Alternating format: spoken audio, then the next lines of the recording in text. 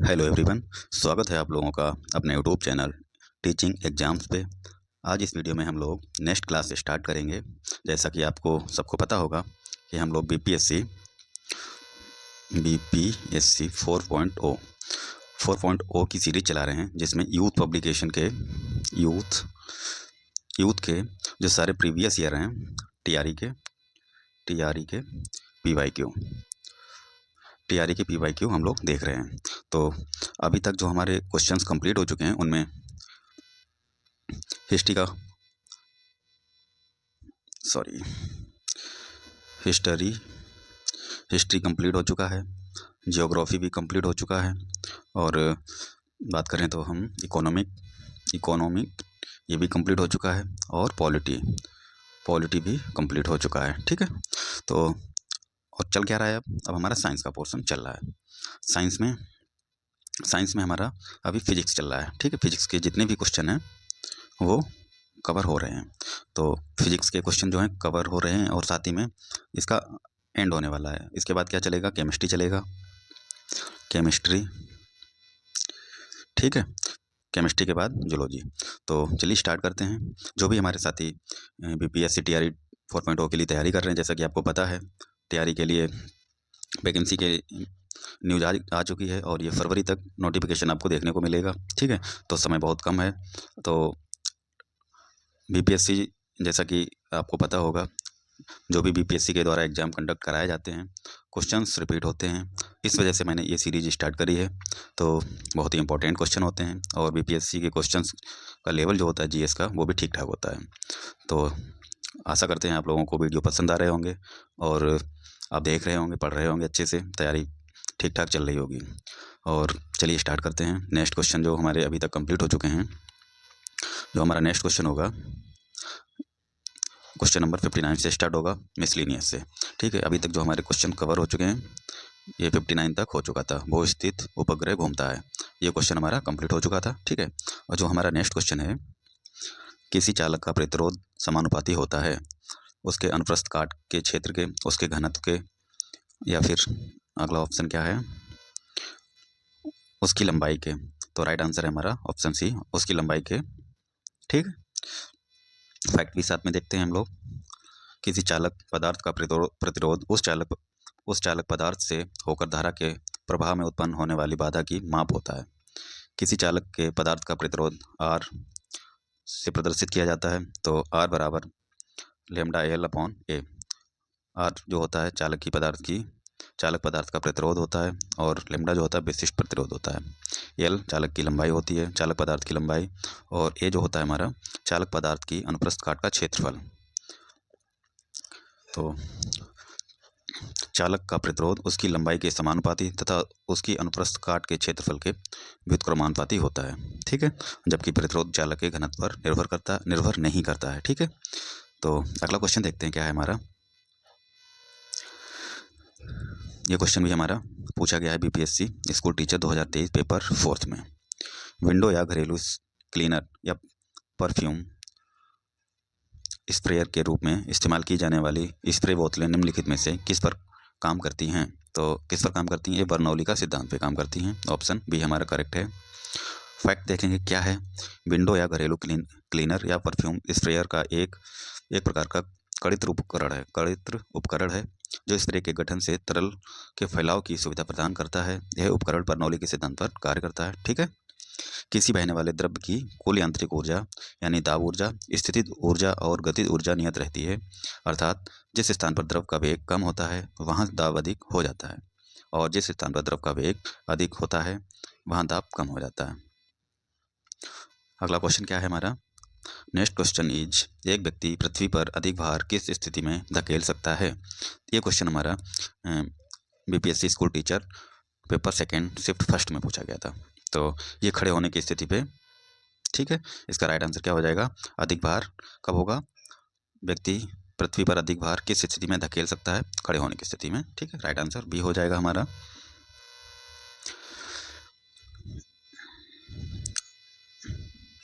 अब जो क्वेश्चंस हमारे स्टार्ट होंगे,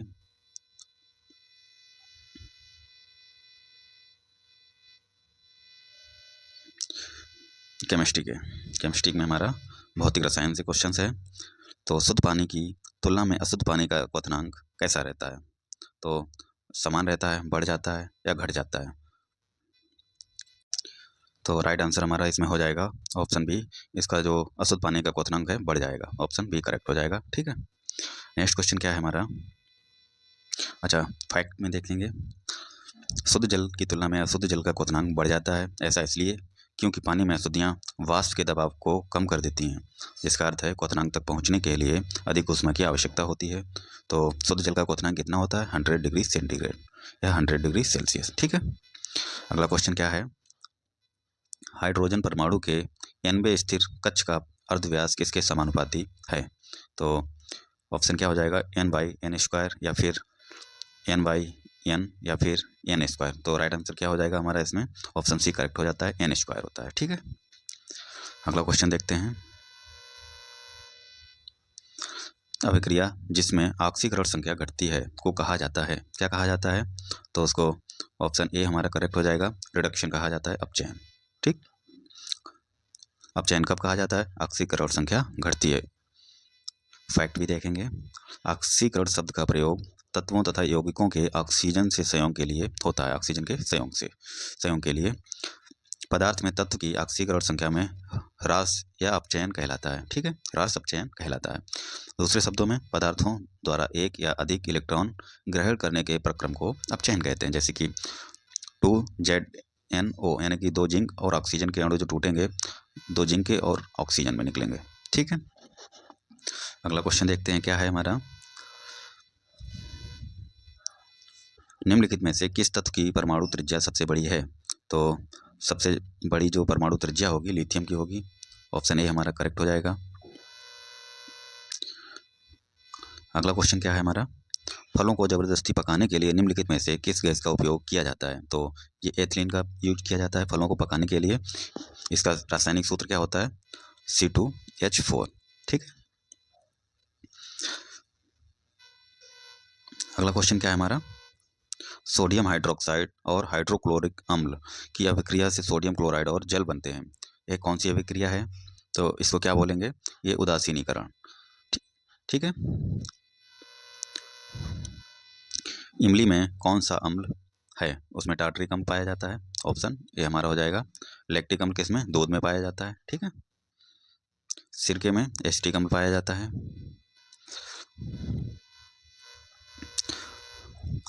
सेब में मैलिक एसिड पाया जाता है, दूध में लैक्टिक अम्ल हो चुका है, नींबू के रस में भी सिट्रिक अम्ल पाया जाता है, अंगूर में टार्टरिक। ठीक है, अगला क्वेश्चन हमारा, लोहे के बुरादे में तनु हाइड्रोक्लोरिक अम्ल डालने से क्या होगा? क्लोरीन गैस और आयरन हाइड्रोक्साइड बनते हैं या फिर हाइड्रोजन गैस और आयरन क्लोराइड का उत्पादन होता है। तो लोहे के बुरादे में तनु हाइड्रोक्लोरिक अम्ल जब मिलाएंगे तो हाइड्रोजन गैस और आयरन क्लोराइड का उत्पादन होता है। तो ऑप्शन ए हमारा करेक्ट हो जाएगा। ये रिएक्शन दी भी गई है, ये हमारा आयरन हो गया, Fe+2HCl हाइड्रोक्लोरिक एसिड हो गया, तो आयरन क्लोराइड बनेगा, Fe Cl2 plus hydrogen gas निकल जाएगी। अगला क्वेश्चन है हमारा, निम्नलिखित में से किसका पीएच मान जो है 7 से अधिक है? तो इसका होगा, ये रक्त प्लाज्मा का होता है, 7 से अधिक होता है, कितना होता है? 7.4 होता है। और सिरका का कितना होता है? 2.4 से 3.4, ये अलग अलग डिपेंड करता है। तो नॉर्मली लगभग कितना माना जाता है? 2.4 से 3.4 तक सिरके का। ठीक है, तो 7 से अधिक किसका है? रक्त प्लाज्मा का 7.4 होता है। अन्य फैक्ट भी देखेंगे हम। पीएच मान जो होता है पैमाने में 0 से 14 तक निर्धारित होता है। पीएच मान 7 वाले पदार्थ उदासीन पदार्थ माने जाते हैं। 7 से ऊपर वाले पीएच मान जो होते हैं जिनके, उन पदार्थों को क्षारीय कहते हैं, और 7 से कम जिसके होते हैं उसको अम्लीय प्रकृति के माना जाता है। तो नेक्स्ट क्वेश्चन देखते हैं क्या है हमारा। अब जो है हमारा अकार्बनिक रासायनिक से इनऑर्गेनिक केमिस्ट्री से क्वेश्चंस पूछे गए हैं। तो पेंसिल लेड बनाने के लिए किस पदार्थ का उपयोग किया जाता है? पेंसिल लेड जो बनाया जाता है किससे बनाया जाता है? बहुत पहले क्वेश्चन आपने पढ़ते आए होंगे। तो ये ग्रेफाइट का यूज होता है। तो राइट आंसर हमारा हो जाएगा ऑप्शन सी। अन्य क्वेश्चन भी देखेंगे। नेक्स्ट क्वेश्चन है हमारा, निम्नलिखित में से कौन सा एल्कोहल पेय के लिए उपयुक्त है? तो पीने योग्य क्या होगा इसमें? एथेनॉल पीने योग्य होता है। ठीक है, ऑप्शन सी हमारा करेक्ट हो जाएगा। एथिनॉल एथिल एल्कोहल, इसका जो फार्मूला होता है C2H5OH एथिल एल्कोहल का, ठीक है। और इसे गेहूँ, मक्का, गन्ने तथा शक्कर आदि से उत्पादित किया जाता है एथिल एल्कोहल को। इसमें स्टार्च की मात्रा अधिक होती है और इसका उपयोग जो होता है शराब के लिए, शराब के रूप में किया जाता है पीने के लिए, ठीक है। जबकि मेथनॉल तथा हेक्सेनॉल आदि एल्कोहल शराब के रूप में पीने के लिए उपयुक्त नहीं माने जाते हैं। और मेथनॉल का अर्धसूत्र क्या होता है CH3OH, ये मेथनॉल का हो गया। एथेनॉल का क्या हो गया C2H5OH हो गया, ठीक है। अगला क्वेश्चन क्या है हमारा, पानी में घुलने पर उसे कठोर बनाने वाला यौगिक क्या है। पानी में घुलने पर कठोर बनाने वाला यौगिक क्या है, तो ये हमारा हो जाएगा ऑप्शन Ca कोष्टक HCO3 का होल ट्वाइस, ठीक है। क्या बोलते हैं इसको, कैल्शियम बाइकार्बोनेट। अगला क्वेश्चन देखते हैं क्या है हमारा, अम्ल जो अम्लीय KMnO4 का रंग नष्ट कर सकता है। तो KMnO4 को पोटेशियम परमैंगनेट बोलते हैं, ठीक है। और इसे लाल दवा भी कहा जाता है। तो इसके रंग को कौन नष्ट कर देता है, तो ऑप्शन बी हमारा करेक्ट हो जाएगा C6H8O7। ये किसका किस रासायनिक नाम है, ये किसका, साइट्रिक एसिड का।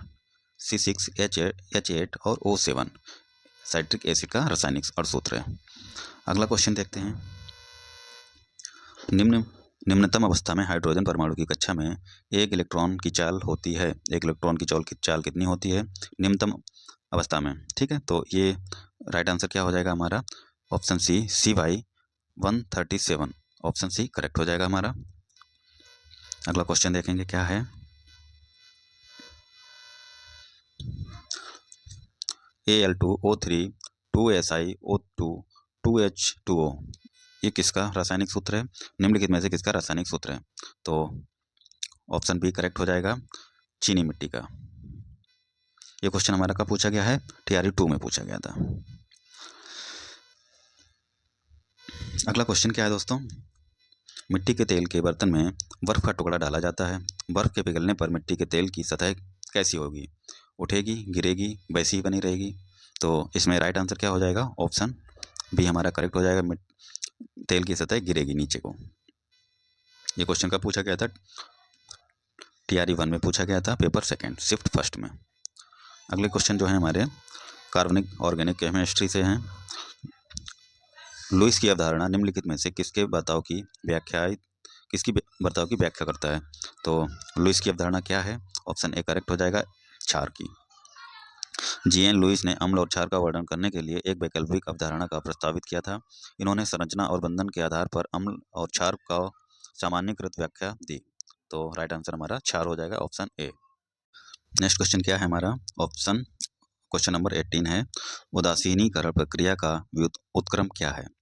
तो ऑप्शन सी करेक्ट हो जाएगा, हाइड्रोलिसिस। फैक्ट देखेंगे, अम्ल और क्षार की प्रतिक्रिया को उदासीनीकरण प्रक्रिया के रूप में जाना जाता है। अम्ल और क्षार की प्रक्रिया को, तो उदासीनीकरण प्रक्रिया का उत्क्रम हाइड्रोलिसिस है। इस प्रक्रिया के उत्पाद अम्ल और जल हैं। क्या है, अम्ल और जल। उदाहरण के लिए सोडियम क्लोराइड NaOH के साथ हाइड्रोक्लोरिक यानी कि HCl की प्रक्रिया जब कराते हैं तो सोडियम क्लोराइड और कुछ अतिरिक्त जल के अणुओं का विलयन बनता है। अगला क्वेश्चन क्या है हमारा, देखते हैं, निम्न में कौन सा कोलाइड नहीं है। तो कोलाइड विलयन की बात कर रहा है। क्या धुआं कोलाइड होता है, ये बिल्कुल होता है। रक्त होता है, बिल्कुल होता है। तो क्या नहीं होता, सिरका नहीं होता। ऑप्शन भी करेक्ट है हमारा। फैक्ट की बात करेंगे, सिरका या एसिटिक एसिड का रासायनिक सूत्र क्या होता है, CH3COOH। याद कीजिएगा, CH3COOH, ये एसिटिक एसिड या सिरका बोलते हैं इसको। जल में वास्तविक विलयन का उदाहरण है, ना कि कोलाइड का। ओके, कोलाइड एक विषमांगी मिश्रण है जिसमें कणों का आकार इतना छोटा होता है कि कणों को नंगी आंखों से नहीं देखा जा सकता है। जबकि वास्तविक विलयन दो या अधिक घटकों का समरूप मिश्रण होता है। वास्तविक विलयन क्या होता है, दो या अधिक घटकों का समरूप मिश्रण। अगले क्वेश्चन पे चलते हैं। क्वेश्चन है हमारा, माचिस की डिब्बी में रगड़ने वाली सतह पर मौजूद मुख्य रासायनिक घटक क्या है। जो माचिस की डिब्बी पे जो पदार्थ लगा होता है जिससे जलाते हैं हम, तो क्या होता है, ये फास्फोरस होता है। ऑप्शन बी हमारा करेक्ट हो जाएगा। अगला क्वेश्चन क्या है हमारा, प्रयोगशाला में विकसित हीरे LGD के संदर्भ में हीरे के बीज के रूप में किसका उपयोग किया जाता है? ऑप्शन सी करेक्ट है हमारा, ऑप्शन सी ग्रेफाइट। अगला जो क्वेश्चन है हमारा, क्षार को वेस भी बोलते हैं, क्षारीय लेड कार्बोनेट का व्यापारिक नाम क्या है? तो क्या होगा इसका राइट आंसर हमारा? सफ़ेदा होगा, सिंदूर होगा या फिर लिथार्ज? तो राइट आंसर इसमें हमारा ऑप्शन ए हो जाएगा, सफ़ेदा, व्हाइट लेड राइट आंसर हो जाएगा। ठीक है, लेड कार्बोनेट का व्यापारिक नाम सफ़ेदा है। नेक्स्ट क्वेश्चन पे चलते हैं, क्या है हमारा,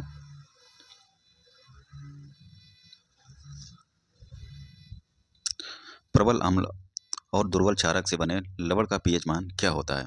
तो प्रबल अम्ल और दुर्बल क्षार हो, इससे जो लवण बनता है उसका पीएच वैल्यू 7 से कम होता है। ऑप्शन बी हमारा सही आंसर हो जाएगा। फैक्ट देखेंगे प्रबल अम्ल और क्षार के बारे में। प्रबल अम्ल और दुर्बल क्षार से बने लवण का पीएच मान 7 से कम होता है, ठीक है। और दुर्बल अम्ल, ध्यान दीजिएगा, दुर्बल अम्ल हो और प्रबल क्षार हो तो उससे लवण जो बनेगा उसका मान 7 से अधिक होगा, ठीक है। उदासीन विलेन का पीएच मान 7 होता है। तो राइट आंसर इसमें हमारा बी है, करेक्ट।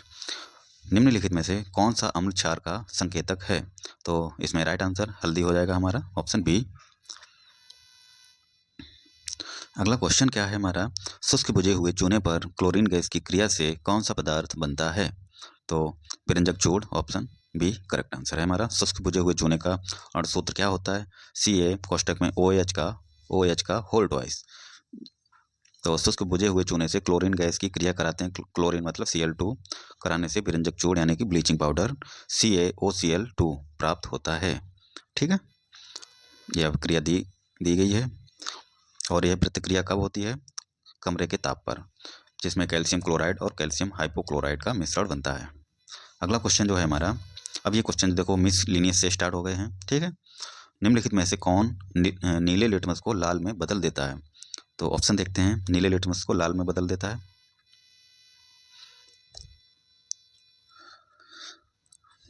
वॉशिंग सोडा का घोल, सिरका, ऑप्शन बी हमारा करेक्ट हो जाएगा, विनेगर या सिरका।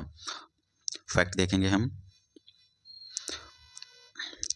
जब लिटमस पेपर को अम्लीय पदार्थ में डुबोया जाता है तो यह नीले लिटमस को लाल कर देता है।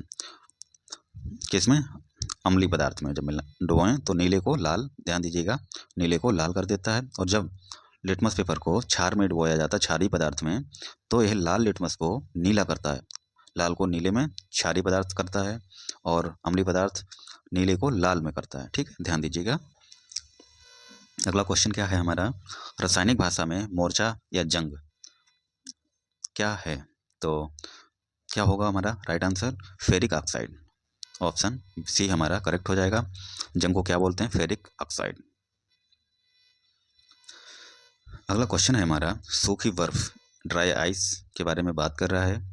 और सूखी बर्फ क्या है? ठोस नाइट्रोजन, ठोस ऑक्सीजन या ठोस कार्बन डाइऑक्साइड? तो सही आंसर हमारा option C, solid carbon dioxide होता है, ठोस carbon dioxide, option C correct है।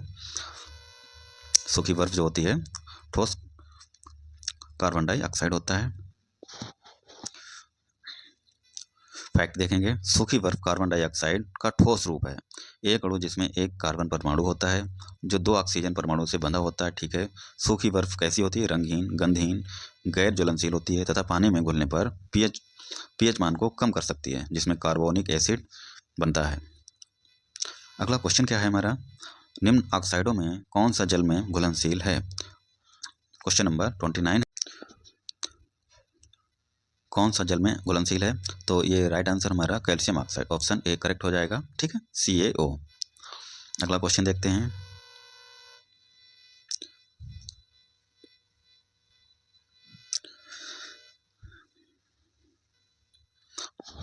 क्वेश्चन है हमारा, साबुन उद्योग का उपजात क्या है? उपजात की बात कर रहा है, तो राइट आंसर हमारा ग्लिसरॉल, ऑप्शन सी करेक्ट है।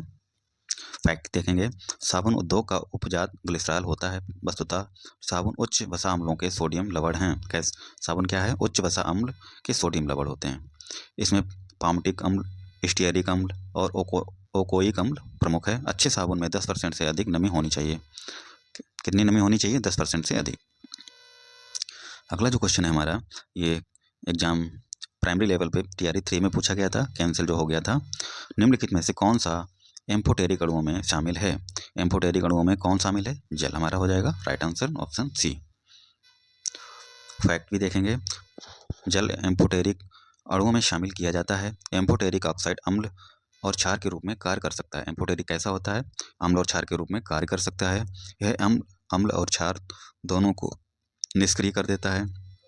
इसके उदाहरण एल्युमिनियम ऑक्साइड और जिंक ऑक्साइड हैं।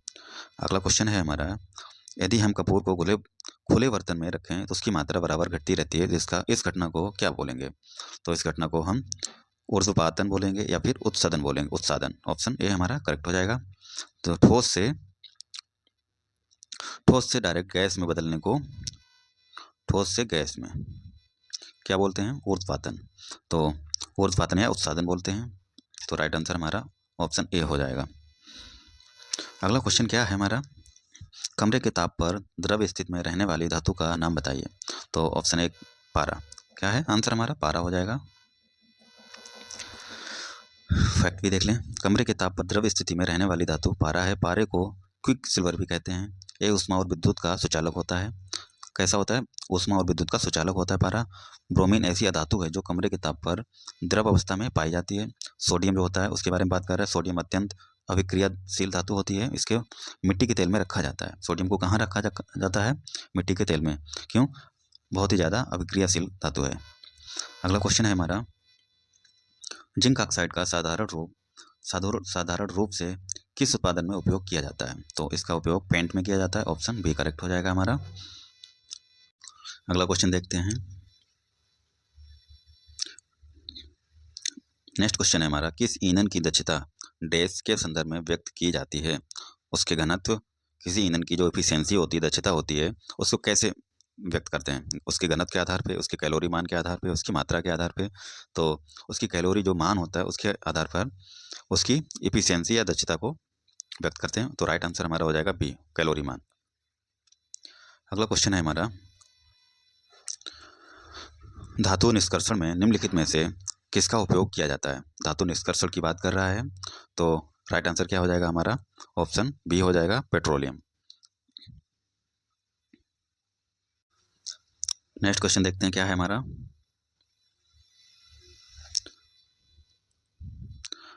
अनुलिपिक समापन त्रिक होता है। तो क्या हो जाएगा इसका right answer? Option A, UAA। समापन त्रिक क्या होता है? UAA। Option A correct answer है हमारा। नेक्स्ट क्वेश्चन देखते हैं क्या है, एरोमेटिक यौगिक का मुख्य स्रोत है। तो option C, petroleum. Right answer क्या है? पेट्रोलियम। फैक्ट देखेंगे, एरोमेटिक यौगिक का मुख्य स्रोत पेट्रोलियम है। एरोमेटिक यौगिक वे यौगिक होते हैं जिसमें कार्बन परमाणु एक बंद वलय में जुड़े होते हैं। इस वलय में प्रत्येक कार्बन परमाणु एक पाई इलेक्ट्रॉन कक्ष में इलेक्ट्रॉनों को साझा करता है। एरोमेटिक यौगिकों में एक विशेष गंध पाई जाती है। ठीक है, अगला क्वेश्चन देखते हैं। तो सूची 1 और सूची 2 दे रखा है। तो इधर रंग का नाम है और कौन से कलर से मिक्स होके ये रंग बनता है। तो देखते हैं, मैजेंटा जो है हमारा लाल और नीले से बनता है। टील जो होता है नीला, हरा और सफ़ेद। मॉव जो होता है नीला, लाल, सफ़ेद से बनता है। सियान कलर जो होता है हरा और नीले से बनता है। निम्नलिखित में से कौन सा प्रतिक्रिया की दर को धीमा करता है?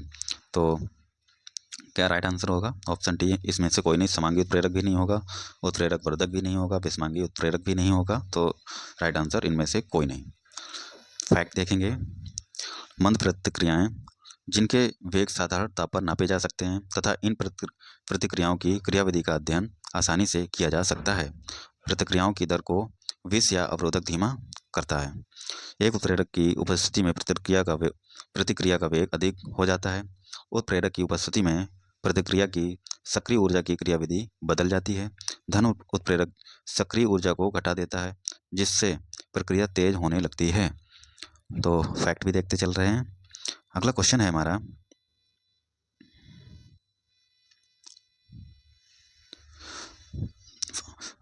फैक्ट भी बात कर लें।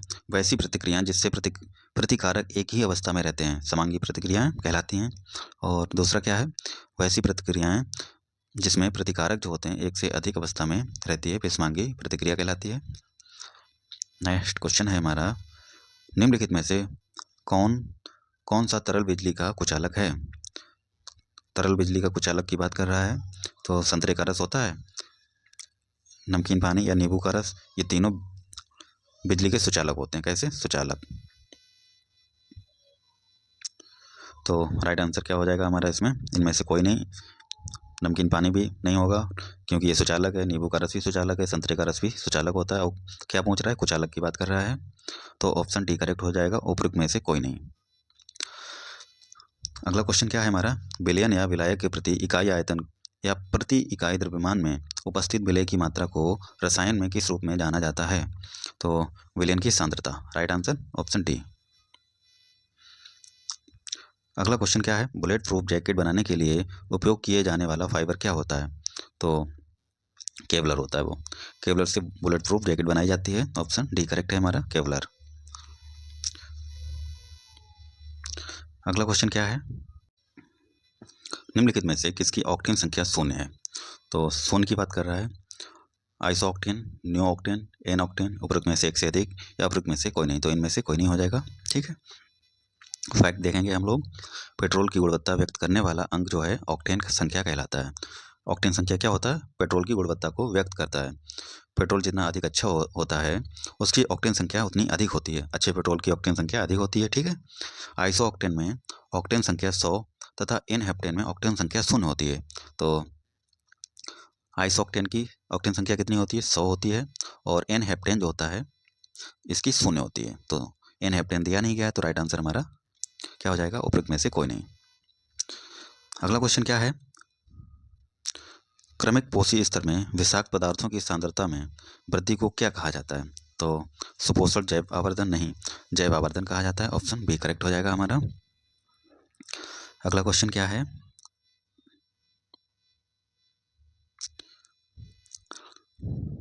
प्रत्येक पोषी स्तर पर गैर अपघटनीय रसायनों के लगातार रासायनिक संचय की प्रक्रिया को किस रूप में जाना जाता है? तो ये रिपीटेड क्वेश्चन है। ठीक है, तो ऑप्शन ए हमारा जैव आवर्धन, अभी पढ़ा था ऊपर, ऑप्शन ए हमारा करेक्ट हो जाएगा। कोलिफॉर्म क्या होते हैं? बहुत ही बढ़िया क्वेश्चन है, कई बार आपने पढ़ा होगा। कोलिफॉर्म क्या होते हैं? प्राणियों के पाचन नाल में उपस्थित बैक्टीरिया जो होते हैं कोलिफॉर्म कहलाते हैं। ऑप्शन ए हमारा करेक्ट हो जाएगा। फैक्ट देख लेते हैं, प्राणियों के पाचन नाल में मुख्य रूप से आंत में पाए जाते हैं। ये पाए जाने वाले बैक्टीरिया जो हैं कोलिफॉर्म कहलाते हैं।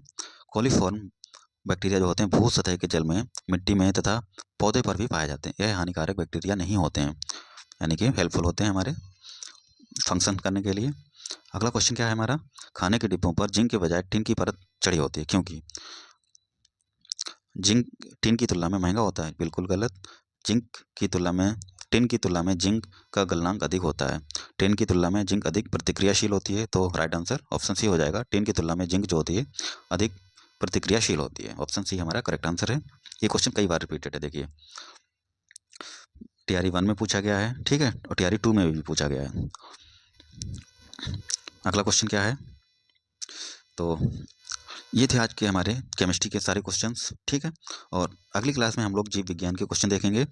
जीव विज्ञान की परिचय और उसकी प्रमुख शाखाएं के बारे में बात करेंगे। जो भी क्वेश्चंस हैं इससे संबंधित इकट्ठे दे रखे हैं। फिर उसके बाद देखो कोशिका संरचना विभाजन के बारे में क्वेश्चन दिए गए हैं। ठीक है, तो अगली क्लास में हम लोग यहाँ से स्टार्ट करेंगे। तो तब तक के लिए आप पढ़िए अच्छे से, क्योंकि टीआरई 4 बहुत ही जल्द आने वाला है। आशा करते हैं आप लोगों को वीडियो पसंद आई होगी। मिलते हैं अगली नई वीडियो पे, तब तक के लिए पढ़ते रहिए, मुस्कुराते रहिए, खुश रहिए, स्वस्थ रहिए, अपना ख्याल रखिए, अपने घर पे लोगों का भी ख्याल रखिए। मिलते हैं अगली नई वीडियो पे, तब तक के लिए जय हिंद, वंदे मातरम। और चैनल को अगर सब्सक्राइब नहीं किया तो प्लीज़ सब्सक्राइब तो कर ही लीजिए, ताकि हमें सपोर्ट मिल सके। और वीडियो अगर पसंद आए तो लाइक करें। कोई सजेशन देना चाहें तो वीडियो के कमेंट बॉक्स में दे सकते हैं। तब तक के लिए जय हिंद, धन्यवाद।